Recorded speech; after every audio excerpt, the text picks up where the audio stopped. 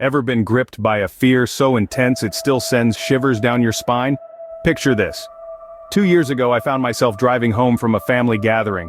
It was late, the roads were dark, flanked by dense, creepy bushes and trees, the kind you've seen in countless horror films. I had been on the road for about 45 minutes when a sudden wave of exhaustion hit me. We've all experienced it, right? That moment when sleep isn't just a desire, it's an immediate need. But there was no safe place to stop. No inviting spot to rest my weary eyes. So I made a questionable decision. I pulled over onto the grass behind some bushes, hiding my car from the occasional passerby.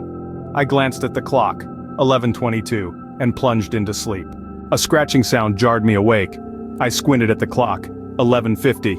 The sound faded after a few heartbeats and, still in the grip of fatigue, I shrugged it off and slipped back into sleep. But the sound returned, pulling me from my slumber once more. Now it was 12:40. This time the scratching didn't stop. An animal? Possibly.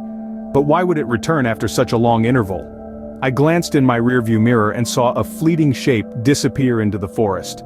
My mind raced to the urban legend of the Hook Killer.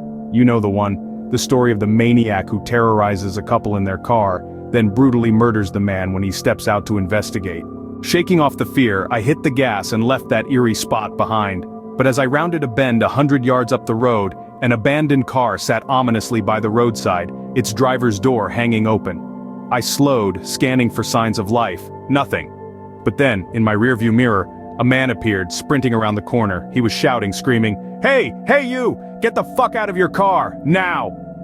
The adrenaline surged and I hit the accelerator, fleeing from the scene. I never saw that man again.